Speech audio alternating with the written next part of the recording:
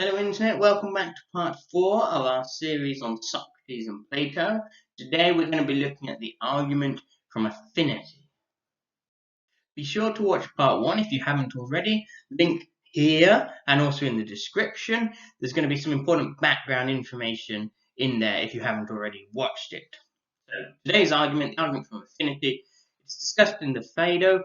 Same as usual, we're not really going to be looking at the book itself or at the sort of narrative background of it. We're going to be looking at the argument itself, but I'll include a link to the Phaedo in the description. So the argument from Affinity ultimately rests on the idea that the soul resembles higher levels of reality, such as the realm of the form. Those higher levels of reality are immortal and indestructible, and hence the soul must be immortal and indestructible. Obviously, that's a very brief version, so in a little more detail, it starts by observing that there are two types of existence. First is the physical world, which we perceive with our senses. It's sensible, mortal, composite, i.e. made up of parts, and ever-changing. And second, there's the realm of forms, which is invisible, accessible only through our intellect, divine, deathless, intelligible, non-composite, and unchanging. This is Plato and Socrates' basic metaphysical schema. You've got the realm of forms and our physical realm, the two separate elements to reality. Or reality can be divided between those two realms. So it starts with that observation. It then argues that the soul is more akin to the realm of forms. Socrates points out that the body is physical, seen and changing. We grow, we age, we can move our bodies around different locations, we can change our appearance, and so on and so forth. So the body is seen with the eyes, heard with the ears, you can sense it with 5 senses, and it's always changing. So that's definitely part of the physical realm. The soul, on the other hand, seems to be unseen, and therefore it looks like it's more akin to the realm of forms.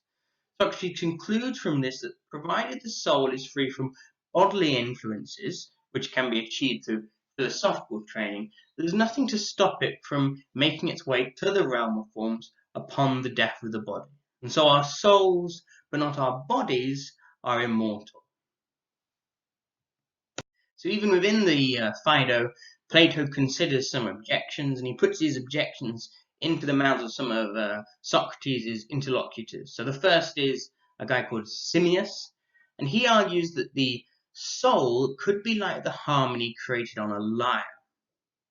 The harmony itself is not reducible to the lyre, and in certain respects it may resemble the realm of forms, for example in its beauty and invisibility. You can't see the harmony, you hear it. Unlike the lyre, which is clearly physical. The lyre was an instrument, an ancient instrument used to play back then. Despite this, when the lyre is destroyed, so is the harmony. And so Simmias argues, even if the soul resembles the realm of forms and the body resembles the physical realm, it's possible that even though the soul and the body are distinct, upon the body's death, the soul will also cease to be.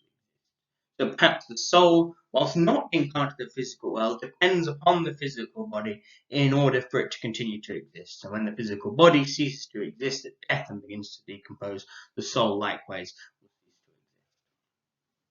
exist. Seems like quite a good objection. Plato gives Simmias quite a lot of space to explore this objection. And Socrates, I don't think, offers any particularly decisive responses to it. Another objection considered in the Phaedo by a guy called Cebes, I think that's how it's pronounced. He challenges Socrates by accepting that the soul may pre-exist the body and may even have gone through previous rounds of reincarnation, whilst challenging Socrates' confidence that the soul will survive the death of this body.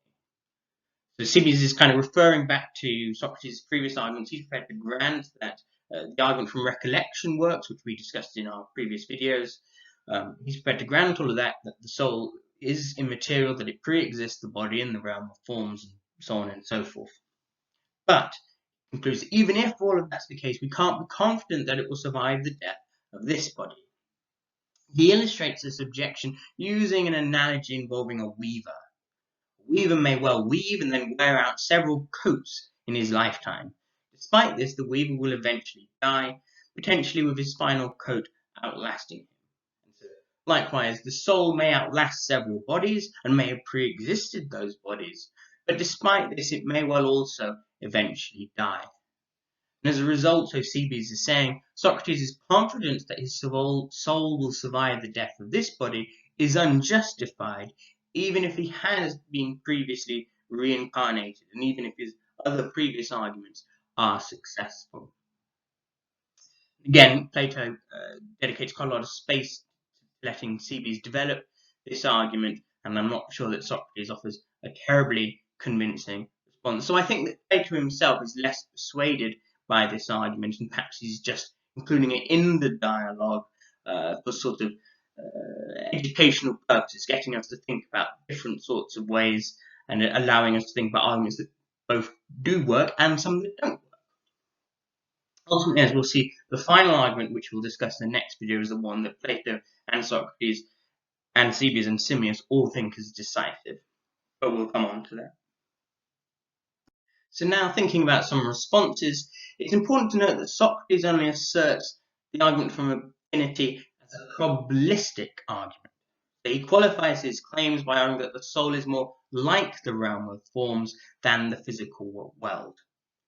So perhaps Socrates could accept these objections and acknowledge that the argument from Affinity doesn't prove that the soul survives death, while still insisting that the aforementioned observations make it more likely that the soul survives death. Perhaps he could accept that the soul is non-physical but depends upon the body for its continued existence, and at the death of the body the soul will cease to exist. Yes, that's possible. Perhaps he could say, yes, it's possible that the soul pre-existed the body and has been reincarnated several times, but despite that it will eventually die. He can accept that all of that's possible, but he can also say that it's possible and perhaps even probable that because the soul resembles the realm of forms, that like the realm of forms, it's immortal and invincible. So maybe he could respond to these objections by sort of weakening his claim, saying, I'm not claiming I've proved that the soul is immortal, I'm merely pointing out some observations that make it more likely. And that might be a good strategy for him to adopt. So that's it for this video. If you enjoyed it, don't forget to leave a like and subscribe. In our next video, we're going to look at the final argument that Socrates gives for the immortality of the soul.